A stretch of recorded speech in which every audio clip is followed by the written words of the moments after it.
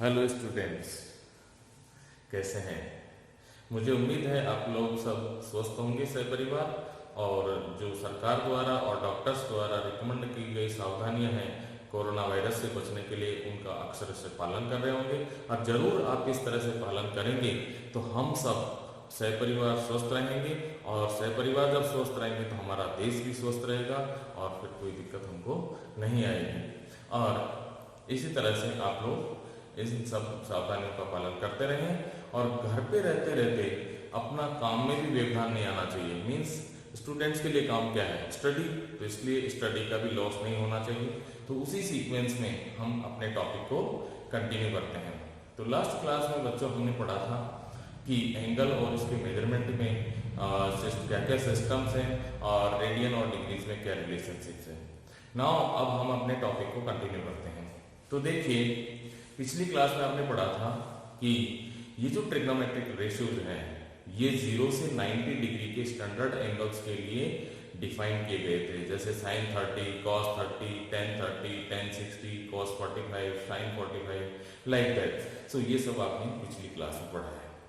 अब हम इस टॉपिक को कंटिन्यू करते हैं कि एंगल अगर 90 डिग्री से ज़्यादा हो, means it is more than 90 degree और स्मॉलर देन 0 डिग्री, तब इनकी वैल्यूज कैसे कैलकुलेट की जाती हैं और किस तरह से इनकी वैल्यूज चेंज होती हैं, और इनकी वैल्यूज मैक्सिमम मिनिमम कहाँ तक जा सकती हैं, वो सब हम इस टॉपिक में कंटिन्यू करते हैं।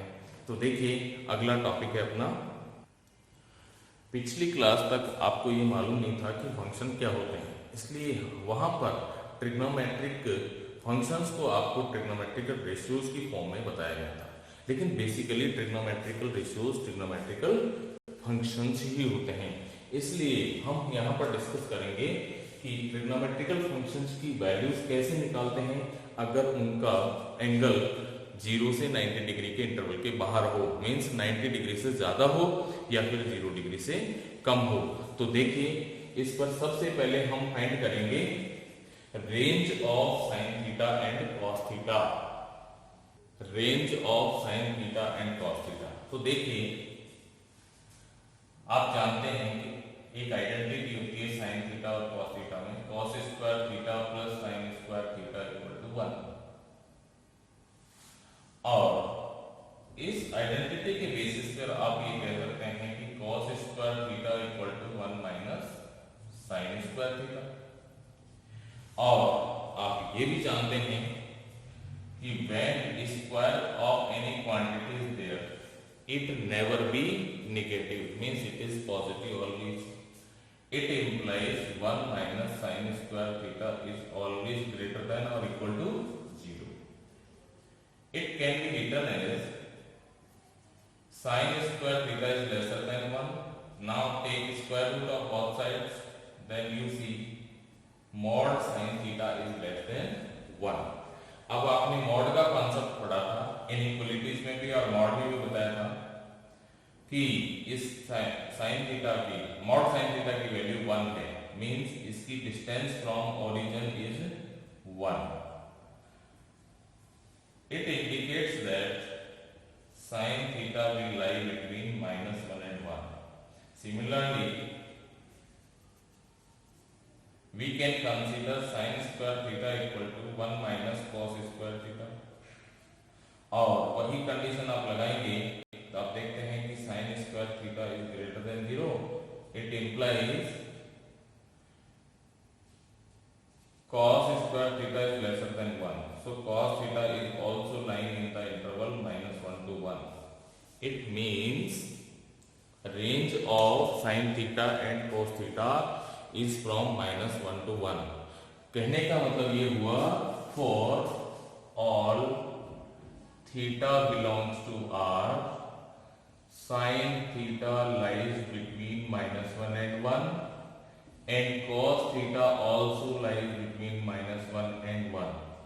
कहने का मतलब क्या हुआ कि चाहे थीटा की वैल्यू कुछ भी हो, कितनी ही बड़ी हो, नेगेटिव में हो, फ्रैक्शन में हो, रेशनल हो, इरेशनल हो, कुछ भी हो, लेकिन इसका जो वैल्यू आएगा वो -1 से 1 के बीच में ही होगा। मींस लोवेस्ट वैल्यू -1 और हाईएस्ट वैल्यू 1 होगी। कहने का मतलब साइन थीटा की वैल्यू किसी भी कंडीशन में 1 से ज्यादा नहीं होगी और -1 से कम नहीं होगी. So in this way this is range of sine theta and cos theta. इसी तरह से हम अब cosec थीटा और sec थीटा की रेंज निकालते हैं. तो उनकी रेंज निकालने के लिए क्या करोगे, आपको मालूम है कि cos थीटा की रेंज -1 से 1 के बीच में होती है. और अब इनइक्वालिटी में आपने कॉन्सेप्ट पढ़ा था कि cos थीटा के लिए इंटरवल हम 2 पार्ट्स में कंसीडर कर सकते हैं, लेकिन cosec theta sec theta defined नहीं होगा जब cosec थीटा 0 होगा. इट मीन्स ये 0 नहीं होना चाहिए. अब आप इसका रेसिप्रोकल निकालते हैं तो हमने डिस्कस किया था कि इसका इंटरवल चेंज हो जाता है. ऑल्सो अगर दोनों ही पॉजिटिव होते हैं तो भी इसका इंटरवल चेंज हो जाता है. तो इस तरह से आप क्या देखते हैं कि sec थीटा का इंटरवल आ जाता है -∞ to -1 या फिर 1 to ∞. कहने का मतलब क्या हुआ कि sec theta will belongs to -∞ to -1 union 1 to ∞. Similarly आप जानते हैं कि sin थीटा भी -1 से 1 के बीच में लाई करता है. तो इसी प्रोसेस को फॉलो करके आप निकाल लेंगे कि cosec theta will also lie in the interval -∞ to -1 union 1 to ∞. इसको आप ऐसे भी लिख सकते हैं r -1 to 1. Also this can be written as r -1 to 1. So this is the range of sec theta and cosec theta. But ये कब possible है, जब sin थीटा 0 नहीं हो तब तो cosec थीटा आ जाएगा. मतलब sin थीटा अगर 0 होगा तो उसका रेसिप्रोकल डिफाइन नहीं होगा. इसी तरह से sec थीटा की रेंज ये आएगी, लेकिन कंडीशन ये है कि cos थीटा 0 नहीं होना चाहिए. तो इन this way you will get range of sec theta and cosec theta. अब देखिए हम इसी तरह से tan थीटा का इंटरवल फाइंड आउट करते हैं. तो आप देखते हैं कि 0 से 90 डिग्री तक sin थीटा की ये वैल्यूज होती है, ये आपने पिछली क्लास में पढ़ा था. और cos थीटा की वैल्यू 1 से 0 मींस डिक्रीज होती है. अब आप tan थीटा की वैल्यूज निकालते हैं, फाइंड आउट करते हैं. तो sin theta upon cos theta आपको मिलता है means 0/1, that is 0. Similarly next value मिलती है 1/√3, next 1, then √3, and for this you will get infinity. Means tan theta increases from 0 to infinity. Similarly for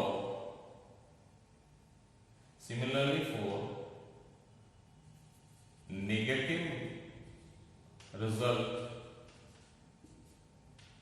of sin और cos theta only one at a time. कहने का मतलब दोनों में से केवल एक नेगेटिव होगा एक बार में, दोनों नेगेटिव नहीं होंगे. अगर दोनों नेगेटिव हो जाएंगे तो सेम ही केस रिपीट हो जाएगा.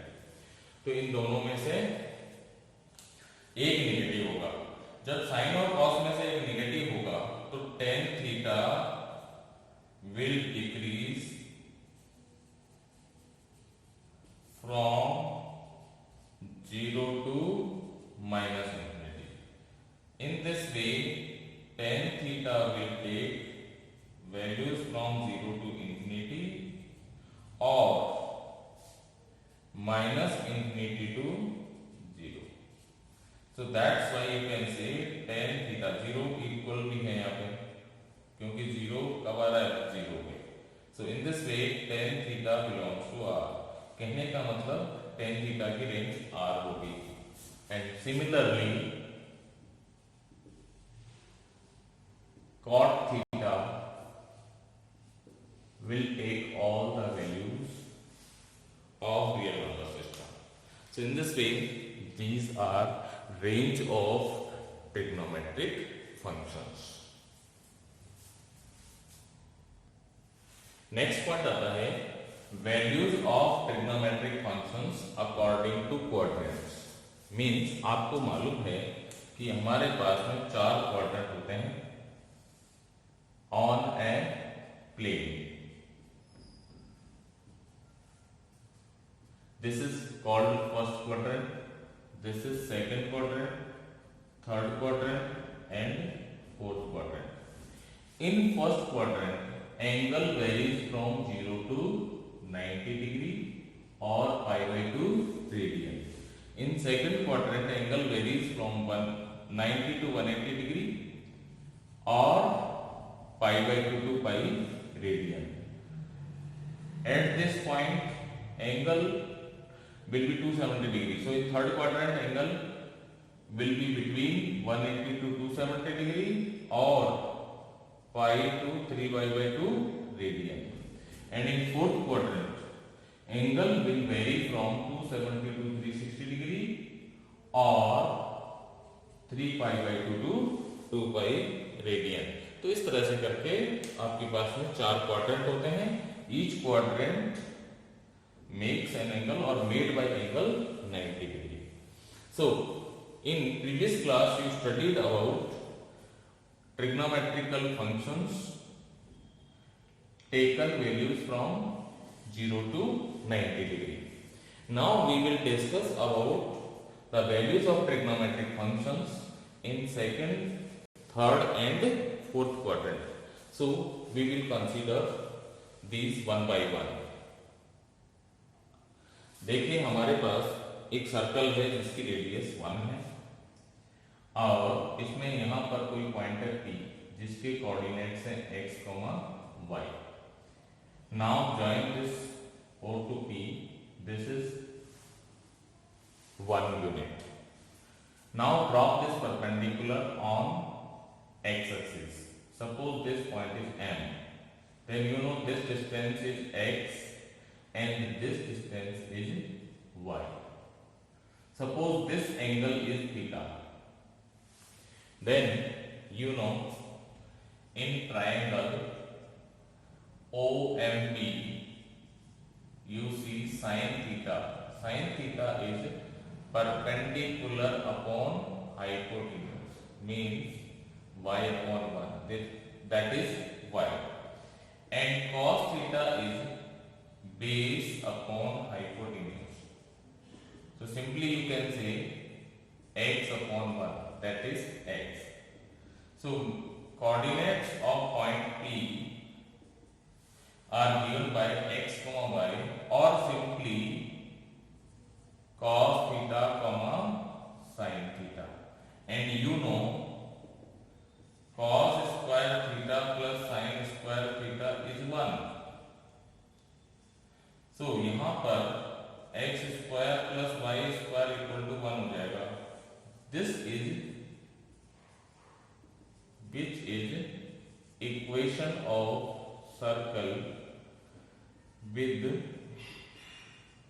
center O and radius 1. Now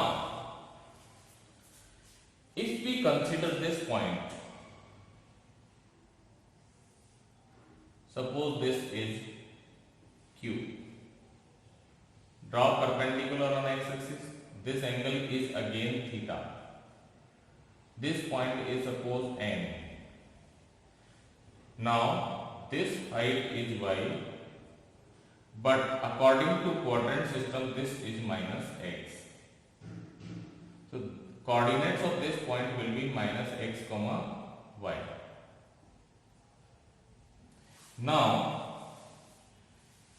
you see these two triangles are congruent because this distance equal to this means OM equal to OM, NQ equal to MP, and these two angles are 90 degree each.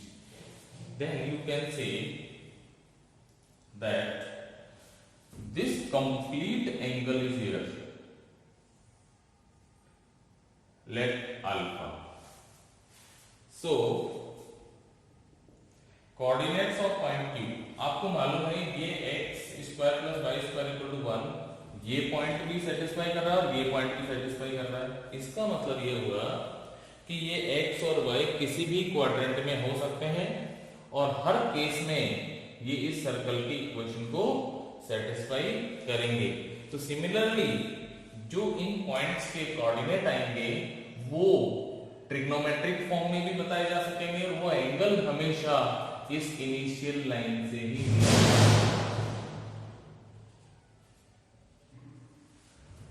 और आप इसमें देख रहे हैं कि Q के जो coordinate होंगे वो होंगे cos अल्फा और sin अल्फा, और इस पॉइंट Q के कोऑर्डिनेट ये भी हैं -x, y means cos alpha equal to -x and sin alpha equal to y, sorry y। अब आप इस x की जगह क्या लिखेंगे? x की जगह लिखेंगे -cos थीटा, तो cos अल्फा इक्वल टू हो जाएगा -cos थीटा और sin अल्फा इक्वल टू हो जाएगा sin थीटा।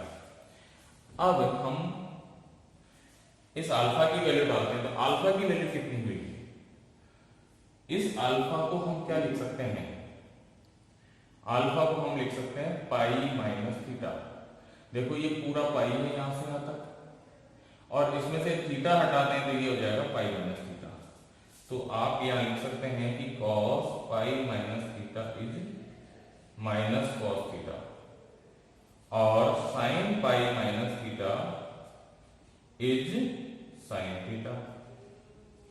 क्योंकि यहां पर देखिए x की वैल्यू आपके पास है cos थीटा, तो आपने x की जगह cos थीटा रख दिया और ये cos थीटा पॉजिटिव है, क्योंकि फर्स्ट क्वाड्रेंट में आपने देखा था कि सारी वैल्यू cos थीटा और sin थीटा जो आ रहे हैं ये दोनों ही पॉजिटिव है फर्स्ट क्वाड्रेंट में।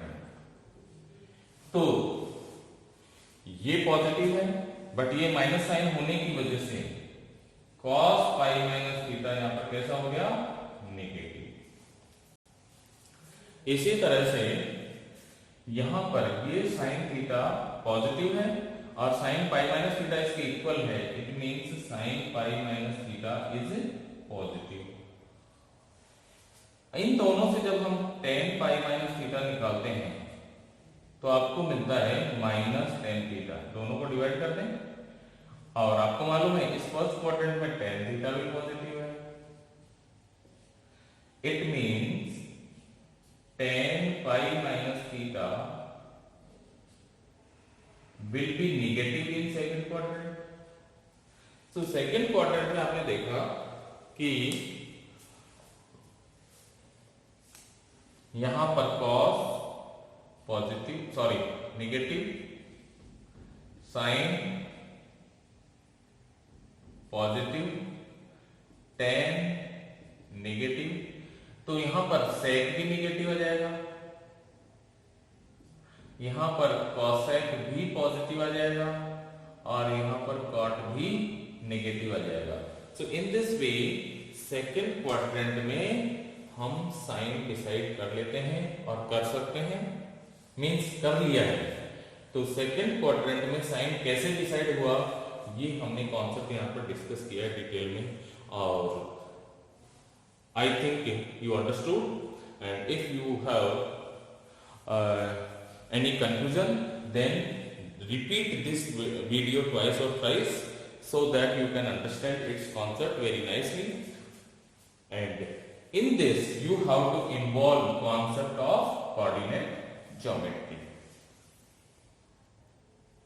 अब देखिए हम थर्ड क्वाड्रेंट की बात करते हैं कि थर्ड क्वाड्रेंट में टी फंक्शन के साइन किस तरह से डिसाइड होते हैं।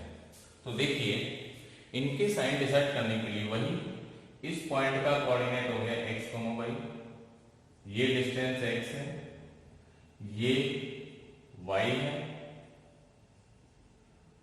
और ये 1 है। वही इन first quadrant, in triangle OMP, sin theta y है, cos थीटा x है, मीन्स P के जो कोऑर्डिनेट हैं वो cos थीटा sin थीटा तो है ही, इसको आप x, y भी लिख सकते हैं, दोनों एक ही चीज है। नाउ इस ओपी लाइन को ऑपोजिट डायरेक्शन में हमने प्रोड्यूस किया तो वो इस यूनिट सर्कल को R पॉइंट पे इंटरसेक्ट करती है, मीट करती है, वहां से हमने परपेंडिकुलर ड्रॉप किया on x axis, then we got n। So now this distance is y, but basically in third quadrant it is -y, and in second quadrant means on negative direction of x axis this ON becomes -x because this angle is theta, this angle is 90 degree and this is unit circle, so basically ये दोनों triangle congruent है। सो यहाँ here triangle OMP congruent to triangle ORN, sorry ONR. Now coordinates of this point becomes -x, -y, and its coordinates x, y है ही आपके पास, जिसको हम cos theta sin theta भी लिख सकते हैं अगर इसकी फॉर्म में लिखें तो। अब ये जो एंगल हमारे पास है and angle O,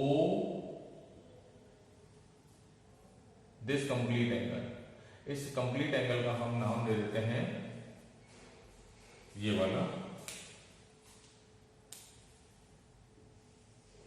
this complete angle. Suppose this point is A, so it is angle AOR reflex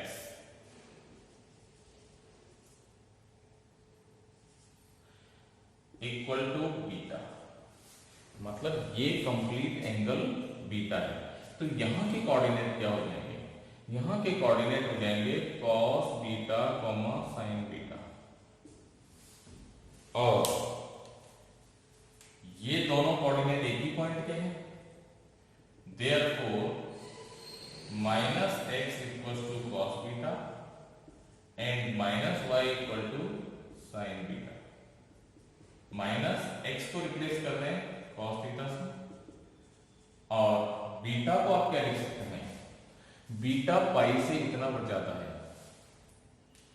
beta पाई से थीटा ज्यादा है, so you will write beta equal to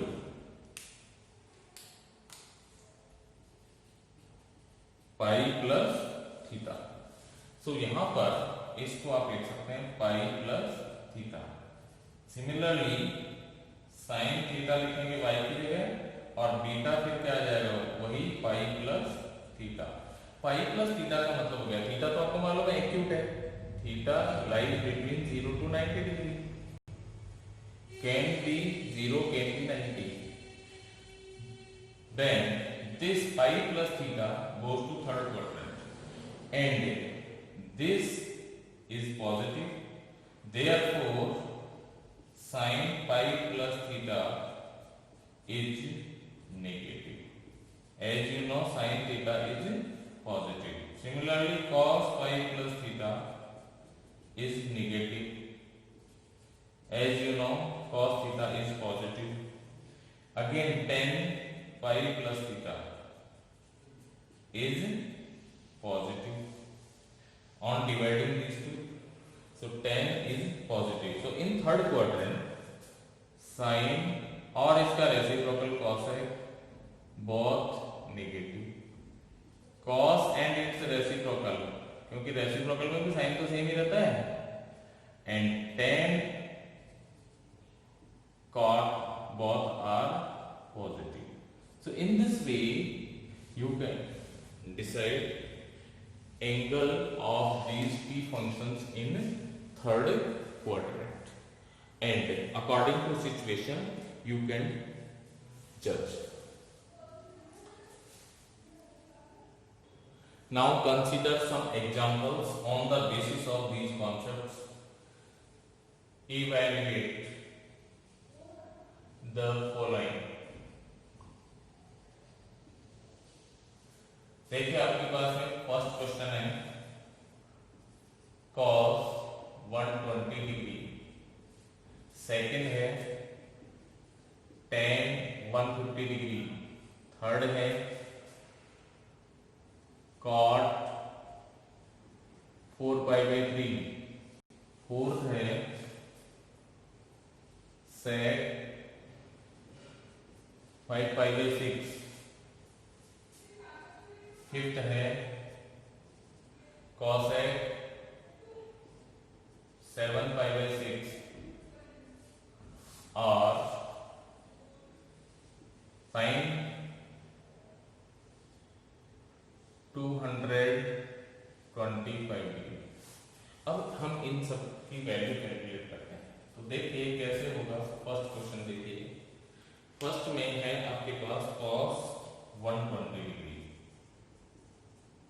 और आपने अभी पढ़ा था क्या कि cos π minus theta is minus cos theta. तो इसको इसी तरह से कन्वर्ट करिए, मीन्स इसको 180 माइनस थीटा भी लिख सकते हैं अगर हम थीटा डिग्री में लें। तो यहां पर आप लिखेंगे 180 माइनस 60 डिग्री। और आपने अभी प्रूव किया था कि cos π minus theta minus cos theta होता है, तो ये भी माइनस cos 60 डिग्री हो जाएगा और cos 60 1/2 होता है। तो इस तरह से हम cos 120 की वैल्यू कैलकुलेट कर सकते हैं। इसी तरह से आप देखिए, और इसके अलावा भी दूसरे फंक्शंस की हम वैल्यू कैलकुलेट कर सकते हैं। नेक्स्ट पार्ट देखिए tan 150 डिग्री। अब पहले तो आप ये पता लगाइए कौन से क्वाड्रेंट में है, सेकंड क्वाड्रेंट। सेकंड क्वाड्रेंट में tan का क्या रूल है, अगर डिग्रीज में है तो आप लिखेंगे 180 माइनस थीटा, और ये सेकंड क्वाड्रेंट में नेगेटिव हो जाता है जैसा हमने अभी प्रूव किया। यहाँ थीटा एक्यूट एंगल है, तो इसको आप लिख सकते हैं tan 180 माइनस 30 डिग्री, और सेकंड क्वाड्रेंट के अकॉर्डिंग हो जाएगा माइनस tan 30, और tan 30 की वैल्यू आपको मालूम है, इसका वैल्यू आपको पता है। ये 10th क्लास में आप लोग टेबल बनाया करते थे, लेकिन this time means class 11th onwards आपको टेबल बनाने इतना टाइम नहीं मिलेगा। And don't waste your time, precious time to do this kind of activity. So please memorise all these values and develop some tricks to recall these immediately. Now cot 4π/3, so this can be written as, अब आप देखिए ये कौन से quadrant में जाता है, पाई से ज्यादा है तो आप इसको लिख सकते हैं पाई प्लस π/3। और आपको मालूम है कि थर्ड क्वाड्रेंट में कॉट क्या होता है, पॉजिटिव होता है, तो you will write cot π plus theta is cot theta. जैसे हमने डिस्कस किया था कि tan π plus theta is tan theta, वैसे ही cot होगा क्योंकि cot इसका रेसिप्रोकल है। So you will write cot π/3, और इसकी वैल्यू आपको याद है, so put its result. Similarly D में देखिए आपके पास है sec π/6। अब sec 5/6 को आप पाई के टर्म्स में कैसे कन्वर्ट करेंगे, इट इज sec π माइनस π/6। कौन से क्वाड्रेंट में गया, सेकंड में। सेकंड में वही जो cos होता है, cos नेगेटिव होता है तो sec भी नेगेटिव होगा, तो इट इज माइनस दिस। और इसकी वैल्यू आपको याद है 2/√3। तो इस तरह से करके sec 5/6 की वैल्यू आपको मिल जाएगी। इसके बाद आता है cosec 7π/6। अब इसको जब आप पाई के टर्म्स में कन्वर्ट करेंगे then you will see it is pi plus π/6। कौन से क्वाड्रेंट में गया, थर्ड में। थर्ड में cosec कैसा होता है, नेगेटिव होता है, so you will write simply minus π/6 and sec pi by 6 is reciprocal of sin pi by 6. Sin pi by 6 1 by 2 होता है, so it will be 2. And next one f.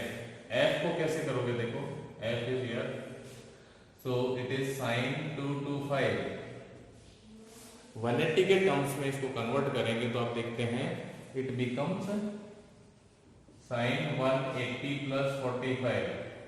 Third quadrant में sign negative और sign 45 it is minus 1 by root 2. So in this way you can calculate values of trigonometric functions for the angles lying in second and third quadrant. Thank you.